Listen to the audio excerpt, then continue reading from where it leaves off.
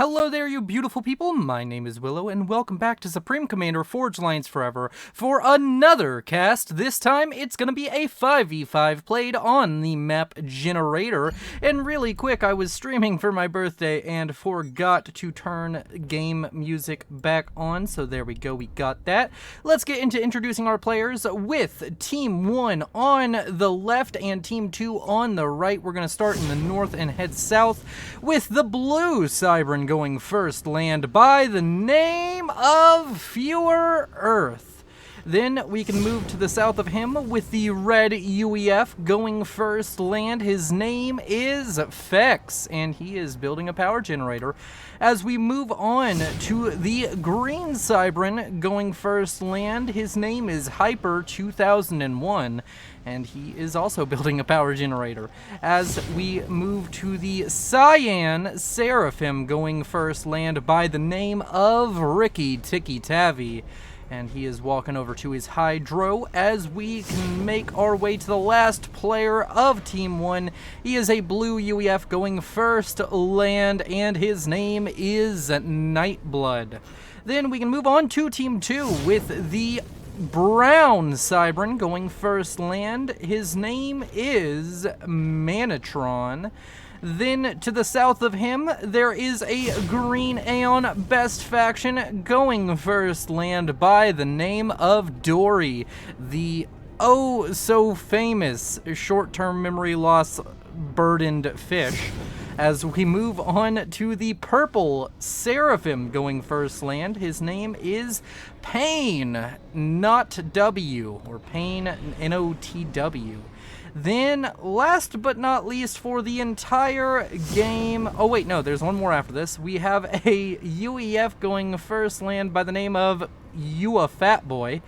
And then last but not least, of course now, for the entire game, a red Cybran going first, land. His name is, of course, War Reaper 101. Then, with everybody introduced, we can take a look at the map. A very, very beautiful map, might I say, from the MapGen. It features this sort of roundabout kind of inner lake, and then we have some water on the outsides, very much so a donut style of shape. And it's got a lot of reclaim, 14,615 as of the moment, and counting downwards. These players, of course, gonna need to be focused on expansion. It is a 15 by 15 kilometer, which means it's pretty big. It's not necessarily the biggest of the standard map sizes, that would be 20 by 20 kilometer, but it is going to allow players to have a lot of territory, and there's a decent number of mass extractors on either flank. So these two players on the flanks, or I guess I should say 4 players, are really your carry slot players. They're gonna have more mass than everybody else, and in the center we may even see some spicy hover or naval play, and I'm going to be very excited to see how the center unfolds in general. Already seeing a couple of naval factories queued up for players across the map, and it's going to be a fun time. So, now that we have all the players introduced, we have talked about the map a little bit. I'd like to direct your attention down below to the buttons. They are oh so beautiful. Like, subscribe, and especially that join button if you are interested in getting a few channel perks, such as early access to every single video. Please consider joining the channel membership. And, of course, you all are also beautiful, and thank you for your support. As we have our first little bit of scouting about to come in for Team 2. They're the first team, I think, that's going to be able to get a scout over the enemy base. The scout, of course, going to be coming out from the purple Seraphim, Pain, not W. And he's got 2 scouts, in fact. He's flying over the base currently of Nightblood, and he's going to be getting a nice full scout going on. No real interceptors or AA to speak of to stop these scouts just yet. Whew, man, do you ever get that feeling like you need to sneeze, and then you just you hold it off long enough, and then you're like, okay, I can sneeze now, and you don't, so your head just feels like it's gonna explode? Because that's how I feel right now. It's real great. As a scout out from Hyper 2001, now gonna fly over the bases of everybody on the opposing team. Both teams seemingly gonna be able to get out a full scout. As I rhyme with all the time in the world and just am feeling so sublime. All right. We have our first bit of action. Is this going to be first blood? We haven't seen anything die yet, or maybe one of the scouts have died. That's entirely possible. But we have a Mantis that's having a huge disagreement. We have two Mantis having a disagreement with a hill. Yep. Yep, that... Okay, there we go. The Mantis managed to deal with their anger at that hill long enough to kill off that radar, and that's going to be a huge victory for Fewer Earth, as his Mantis are going to be capable now of moving forward without being under harsh scrutiny of the radar criticism. Much like the YouTube comments section, it can be very toxic to have a radar looking over you. And there is, of course, now a Lobo in the area of the Calm of Manatron. Manatron going to kill it with absolutely no regret. He's a stone cold killer. He's a serial killer, and he is absolutely evil. Just showing up here and saying, all right, you're going to die. In the middle, a lot of Zooey production now starting up for Ricky Tikki Tavi, who has also sent his comm to the middle to grab up these mass extractors, going to be able to get himself a bit of an expansion lead over his opposition, which I would claim to be Dory. That's kind of the mirror slot. And of course, we do need to look at the ratings, as Dory is a 1500, Nightblood is a 1400, and everybody else is at just above or below 1000. So those are the players to keep our eyes on. Nightblood and Dory should be, statistically speaking, the most exciting and the most active players on the map, because that's generally what rating generally vaguely translates to, is how good they are on affecting the entire map from their position, in my opinion, and how good they are at just gaining dominance over specific areas and really making the early game count. As up here to the north, we have Manatron starting to build himself up a point defense. Unfortunately, really bad positioning. Gonna have some disagreements with that hill, and it's downhill, so the walls maybe not gonna be quite as effective. But if this does go up, does give him a slight little area where he should have a small advantage in any kind of ground fight. So a little bit of a defensive option coming out over there. Over here to the south, we have a bit of an engagement. 4 strikers versus 4 Mantis, but the Mantis have reinforcements, and oh no, that's not a striker, that's an archer, and that is, yeah, that's going to be a lot of dead units for Nightblood. There's going to be some dead units over here for War Reaper as well, but this reclaim is just right next to his factory, and he's starting to assist this factory in building Mantis, which is a really nice play coming out from him. Just get that little bit faster production on that factory, let his units come out. As over here to the north, we have an assault coming out from Manatron. Unfortunately, he's going to roll into an entire army out over here for Fex. He has a lot of engineers reclaiming, and they're right here on the front line. It's a very nice play out from Manatron to have these engineers right here reclaiming while he's being aggressive. Unfortunately, he just doesn't have the units to just roll over this army right now, but very soon he may very well have the units required. A lot of this is anti-air and Lobos, so as long as he keeps pushing forward, he may even be able to do it right now. Engineer's going to start going down. In the center, we had those Zooies versus kind of an Aurora battle, I believe. And I think that the Zooies really lost out there. If microed properly, of course, the Aurora gonna win against those Zooies in these early game fights. And we also have some Navy starting to appear. We have some frigates out from War Reaper. We have a frigate out from Fewer Earth. So we're starting to see a little bit more action going on here in the middle. Even a frigate out from Fex. And overall, it seems as though Ricky Tikki Tavi, despite his early ambition and attempts to claim control over this middle area, he's going to be pushed off since he has Zooies, and Auroras are just kind of better.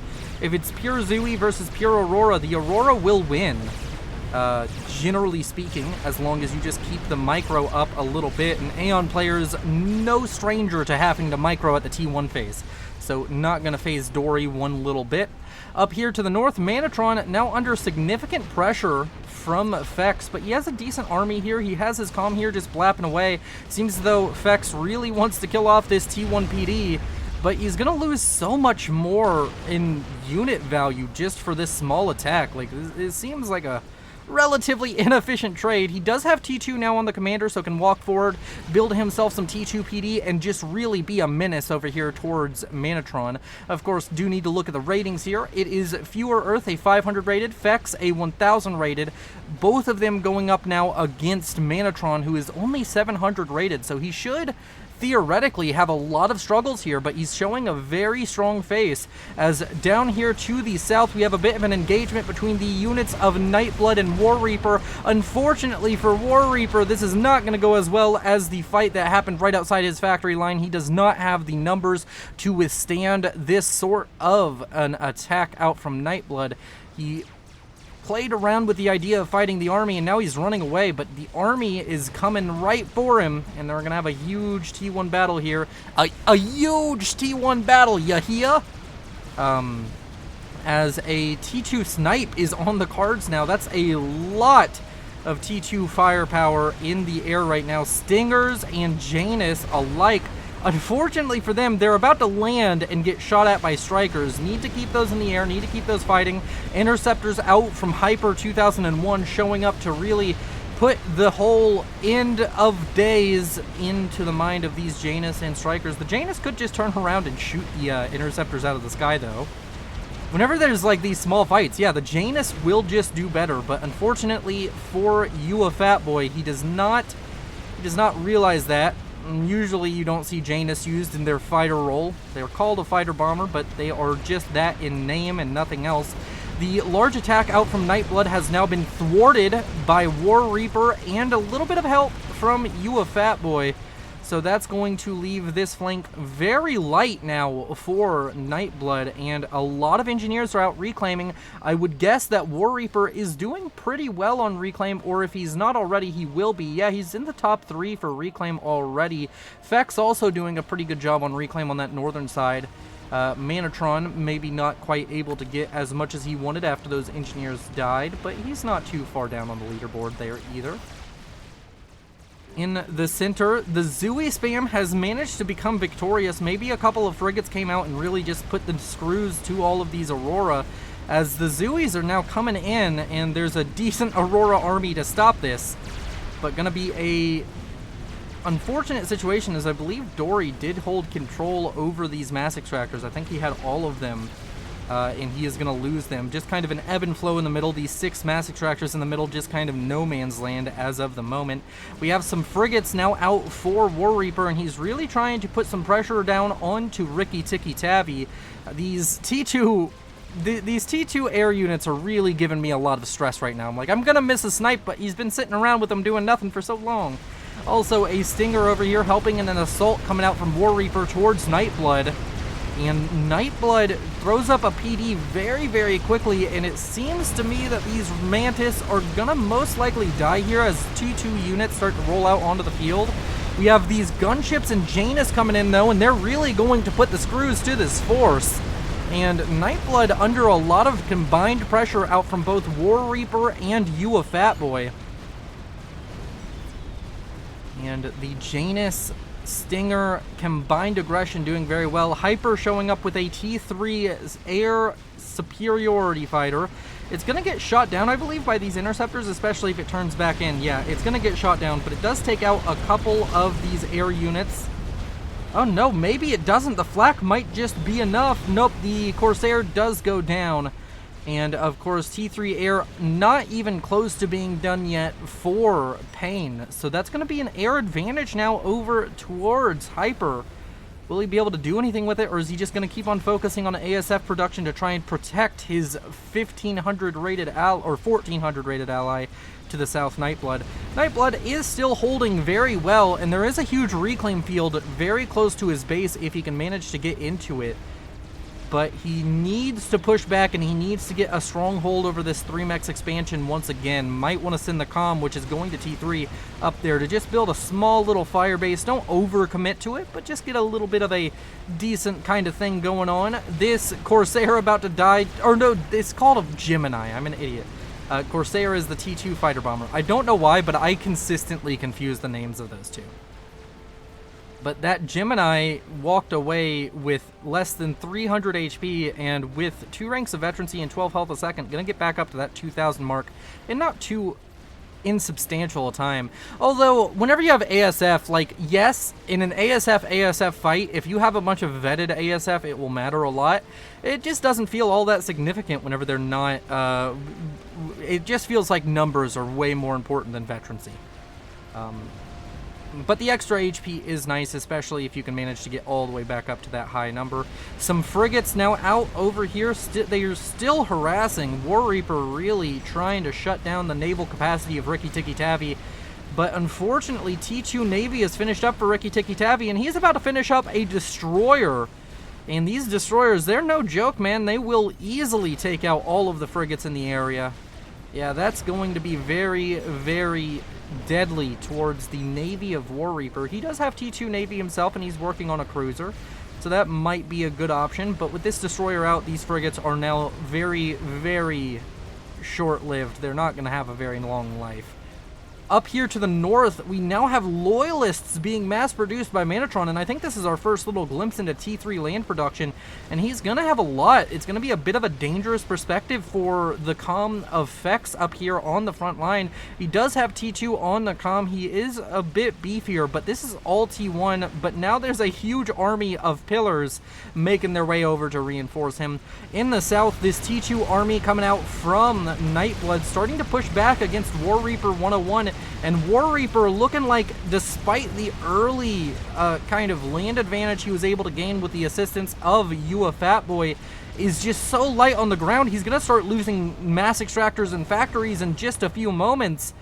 And Nightblood has really turned around this southern side of the map, even has some forward T2 engineers that are helping build up not necessarily a fire base, but just some static defenses to try and help hold on to that 3-mex expansion that was taken from him not too long ago. And overall, T3 air has been achieved by both sides, but still, it's been minutes worth of Hyper having T3 air production, and Pain is still waiting to get his T3 power generator finished up, so Team 1 has a big advantage on the air game. And in the south, it's looking really good for Team 1. Dory now starting to divert some units, it would seem, all the way down to try and help against Nightblood.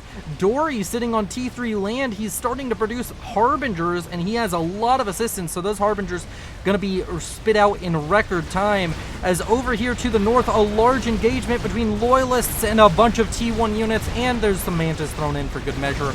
Now going to start pushing in towards this forward production area of Fewer Earth. And Fex's army is just here to try and hold off for a little bit. Those T1 PD and that Cerberus in the back going to start getting huge value as the Loyalists push in. But will it be enough? These Loyalists are super powerful at this stage of the game, where you just don't have anything that can properly deal with them. Now you have some Volthus coming in. If they can come in, kill off the T2 engineers, maybe even kill off the PD themselves, that could be relatively huge. The entire army pushing in towards the base of Fewer Earth here, and there's still enough Loyalists here that it's a scary threat. It is lowering the number of them, and they are very low on HP. We're about to run out.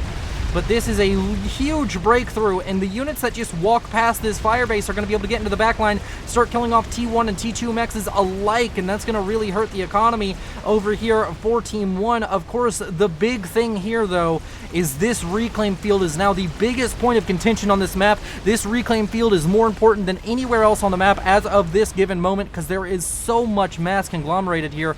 This mass field is also very important, but it's so much more spread out. It's going to take much more time to really get your teeth sunk into it.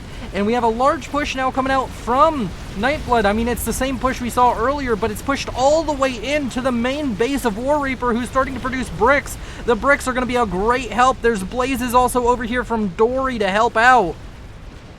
But those bricks going to have to do a lot of heavy lifting, as now War Reaper is massively behind. The run by up here to the north, Manatron doing very well for himself. And did I just hear a comm explosion, or was that like a big wreck dying? I don't think any comms have exploded. I believe that this is not full share. It's share until death, so if a comm explodes, it's going to be very apparent. Not only will I get a notification and a loud sound, but I will also get their base blowing the fuck up. As over here, we have this run-by force has managed to kill off a few mexes, but there's a large group of pillars. Wow, that is a lot of pillars. That's a lot of T2 army. 45 pillars. Man, that is excessive almost. And T3 land has been achieved by Fex. He's starting to pump out some Percivals, doing very good at producing a lot of units.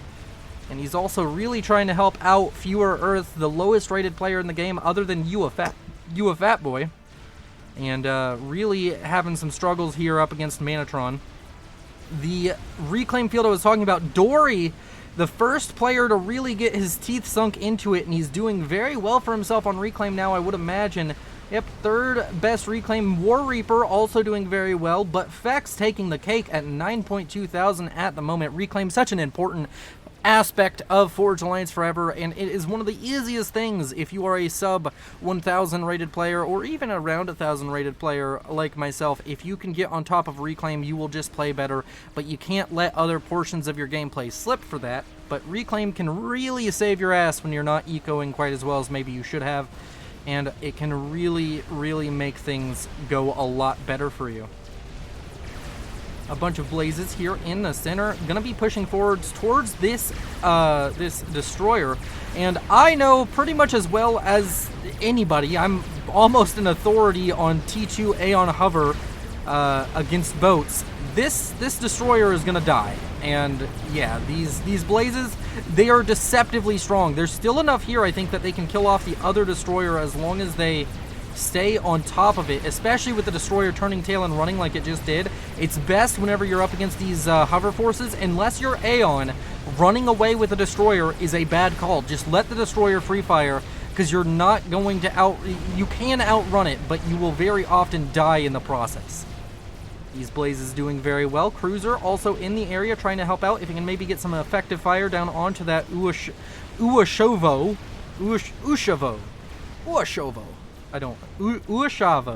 I don't know how to say that. It's Seraphim speak is horrible. As over here to the north, a bunch of renegade gunships showing up to kill off some bricks that were trying to incur on the lands, the holy lands of Fex. And these renegades gonna be really valuable out from Hyper. Hyper kind of... What? That's a laser upgrade coming out for Hyper. He doesn't have teleporter yet, so I haven't missed too much, but Hyper going for a telemaser snipe, if I had to make any guess. There's almost no other reason you get laser. I mean, you could go laser cloak, but laser cloak is so much less effective in most scenarios than laser teleport. And he's going for it very early. This seems to be what he planned from the start. Needs maybe one or two more T3 pigeons, and to stop air production. Yeah, no, if you are going to go for laser, it is legitimately your best option. Stop air production. And on top of that, you've been ahead on air for the entire game, man. You don't need to worry too much about your opponent's air forces right now. But we have an experimental, a Monkey Lord finish up here in the north for Manatron, and that's going to be very dangerous, as there's really just not a lot here to stop it. I mean, yeah, you have this fire base, but it's a Cybran fire base, and it's 3 Cerberus. That's not going to stop a Monkey Lord, not even... That's a joke to a Monkey Lord. You have a bunch of pillars, but pillars die very quick to a Monkey Lord as well. This force is scary, and there's also a bunch of rhinos, the occasional loyalists, some hoplites to assist this, and there's some flak to really help deal with all of these renegades if they do try and show up. This Monkey Lord could be critical. Laser now on the way for War Reaper. We have 2 different players going for the same strategy. War Reaper at 17%, and it seems that Hyper is at 20. Hyper has paused his for the moment. That's a lot of scouts now coming out from Pain. A GC now starting production, but it's paused mostly. There's 1 T3 engineer building it for ARAS to finish up. And Dory, his blaze spam has been relatively effective so far. He has a bunch of Harbingers up here. Would love to see some cooperation, him to send the Harbingers in with this Monkey Lord, as this Monkey Lord could be pivotal and a game-deciding thing, as it's very dangerous. These cruisers now getting mixed in with the production line. of Ricky Ticky Tabby, and War Eagle, or War Reaper, not War Eagle, War Reaper doing quite well for himself in the naval game. And it seems as though he might just be able to shut Ricky Ticky Tabby out. Unfortunately, he is Cybran, which means that he cannot get a cruiser that shoots missiles. And he's not Aeon, so he can't get the Torrent. So he is going to have some struggles. The cruiser is going to be focused down by some torpedo bombers, which will mean at least one of them is going down right now. But the naval factory is dead with just a couple more volleys, and yep, that's going to be the fate of it. Up here to the north, the Monkey Lord pushing through. I think maybe it should have stopped and just focused on killing off all this. It's lost a lot of HP, but there's still this entire T2 army you have to deal with, and this is a dangerous army. There's not much. Okay, that will stop it. But behind everything else is now the army of Dory, which has all of these Harbingers, all of these Asylums, Blazes. Asylum's so good at absorbing damage. Like, I know it's a mobile shield, but the Asylum is by far the best T2 mobile shield. And it will really pay itself off in, and then some, in kind of engagements like this, where you're pushing forward and it can just barely cover the kind of mid units. The units in the very front, fuck them, they can die. Also, formation move could be very deadly here, but now there's Percivals showing up, and Percivals are going to be a scary threat. The Monkey Lord, though, could really help with dealing with the Percivals. And the Blazes showing up on the front line. Anytime a Percival is shooting an Asylum or a Blaze is a win right now for Dory, as they really need to be shooting these Harbingers. These Harbingers can kill the Percivals as long as they aren't the main target. And right now this fight starting to look a little bit dangerous for Vex. He still has a very strong army here. The units, though, for Dory starting to thin out. If he can kill off just enough, he could maybe buy some room for the Monkey Lord to really push in. But there's a constant flow of Percivals coming out. Down here to the south, a large group of Percivals is managed to make its way around the backside of this area and may be able to show up and just get towards this comm of You a Fat Boy. There are some gunships here trying to prevent this from being an issue. Hyper showing up with a decent number of ASF himself. Hyper is at 72% on teleporter. Speed and range. He has stealth, he's getting speed and range, so he's going for the cloak comm, is, of course, War Reaper. GC finishing up now for Dory. Teleporter, 80%. It's gonna be done in the next 30 seconds, and we have to keep an eye on that as the Monkey Lord to the north is continuing to push forward, but these Percivals making it a very, very hard proposition to get that Monkey Lord in and get damage done with it. The GC could be sent just straight across the water, and I don't know what response you would give to a GC just walking through the water and coming on land. I guess you have a bunch of renegades and such, but now your team is somewhat even on air, and maybe you can make something happen there. Teleporter has finished up for Hyper in 3, 2, 1. It's on the comm. Is he going to immediately teleport? No, he's not. Come on, Hyper. You have it. Every second you waste is a second you don't get back. Come on, teleport for me, bruh. He's not teleporting yet. We'll just have to try and keep an eye on it. Just hover over his comm every once in a while to see if he's teleporting. As over here to the north, Fewer Earth and well, I don't think Fewer Earth had much to do with it. Percival's killed off that Spider Lord, Monkey Lord. Wow, I cannot speak. And that is going to be a huge wreck on the front, right outside the doorstep of Fewer Earth and Vex. Is he teleporting yet? He's teleporting. Okay, everybody. Here we go. Here we go. We get the beautiful shot. We do this. We turn off the HUD because this is going to be somebody dying. Whether it's Hyper or an enemy player, somebody dies right here and right now, and somebody else just died, but fuck it. This is the cooler death. And that's going to be the death of... You a Fat Boy died to the Percivals down here that I was talking about earlier. They just wrapped around and killed off his comm. And then Hyper kills off Pain, not W. And that's going to be huge. Those are the two players that had the majority of the Air Forces. I mean, I guess Dory now has a sizable ASF count, but not anywhere near those two players were kind of focused on air, and that's going to be a huge blow to Team 2 with no share on. It's going to be painful losses. They need to start eliminating some enemies, and they need to eliminate them fast. Strat Bomber's now out for Ricky Tikki Tavi. Going to be able to get shots in on War Reaper, who is trying to kill off Percivals. He can maybe get another rank of veterancy if he's lucky. Oh, he gets another rank of veterancy, but the Strat Bomber's going to come in and get a second pass off, but no, their pathfinding really screws them there. And the ASF for Dory show up to try and save him. Is he going to be able to survive the last shot from these Percivals?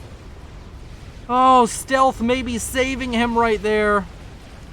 As he walks away from the Percival, I think he's within a single shot range of death. But maybe not. Is he? Oh, the shot misses the Percival. Oh, is the Percival going to get another shot off? No, War Reaper has done very well with his comp, but there's Percivals encompassing him on both sides. He's in a rough position. Up here to the north, that's a bunch of Renegades, and that's a GC chasing down the comm of Fewer Earth. Fewer Earth is now Fewer alive, as he is dead. And the comm of War Reaper is going to try and make it back to a shield. Maybe if he can use the shield's effective hit points, he can manage to save himself from the impending doom, but I think it's just too much. He's at full rank of veterancy. It's only 45 health a second. It's not as significant as you would hope it would be. He's going to be able to continue firing. He's going to be able to kill off as much as he can. He's going to go down shooting. But it's just going to be futile in the end. Once these shields go down, there's too much DPS in the area. That shield eating a lot of damage even after its lights blink off. Is he going to be able to get underneath? No! He goes down. And with that, Team 1 has almost assuredly secured victory. 3 players down in quick succession on a no-share map. Especially one as big as this is gonna be a real hard ask for anybody to recover from. But Dory, he's trying, man, but that's a lot of Strat Bombers going for his GC. His GC needs another rank of veterancy. Otherwise, it's gonna die in just a couple of passes, and even then, it's on a timer with all of these Strat Bombers, and now Percival showing up from behind. Can maybe get some friendly fire damage going on there, and he does indeed manage it. And he's gonna die in the middle of this base with nothing but a dream and a bunch of sadness. Dory is the final hope now for Team 2. Manatron he's doing well. He has Monkey Lords and he's producing another one. He's defended against Telesnipes, so is Dory. But these Strat Bombers, there's just the only answer is Dory's Air Force, and he is just behind.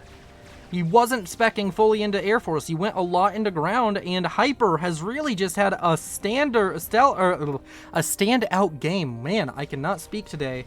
And he is about to continue to cap off his standout game by strat sniping Manatron. Because, yeah, you can see the Revenants popping in there.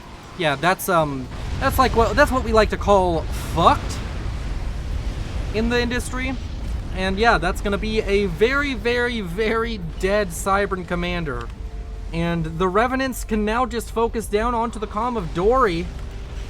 Dory now under threat of a strat snipe himself. He has a GC walking out. Maybe if he can manage to survive this, he'll be okay. He needs SAM sights though. He only has one in the vase as far as I can tell. More Strat Bombers coming in. Those shields going down quickly. Oh no, it's a disaster. His comm eating some Revenant strikes. He's building up shields again. If he can maybe out-shield the Strat Bombers for long enough, he could get something going on, but the shields don't survive long when there's this many Strat Bombers. And Dory, despite trying her best, is not gonna find Nemo. Instead, all she will find is nuclear hellfire and the death of a commander. That should be somebody should like rewrite Death of a Salesman and just put commander in it, so we can just say death of a commander. It'd make no sense. Probably, I don't know. Or write a book called Death of a Supreme Commander. Ooh. Oh wait, no, don't do that. That book would be sad. It's talking about the game Supreme Commander dying. Wow, you are still alive? Okay then. Dory is still kicking. That's more strat bombers though. I don't know if I should look at anything else, because I mean it's just like, yeah, you keep going for strats. You build another, you wait for another 2 waves of strats, and then you just do that. The strats apparently instead are going to go down and kill off the GC, which is really annoying if you're Dory. Not gonna lie. Yep, that's dead GC. That's half its HP gone, with a combination of Percival and Revenant Fire. And there it is. It's dead. And Dory control Ks. All right, thank you all for watching. I know it's a bit of a shorter cast. I'm just trying to get out more casts, and the shorter ones are much easier to produce. And yeah, you all are beautiful. Thank you to the patrons. Consider joining the channel membership or the Patreon if you want to help the channel a little bit more. I'll see you in the next one. You're beautiful. Goodbye.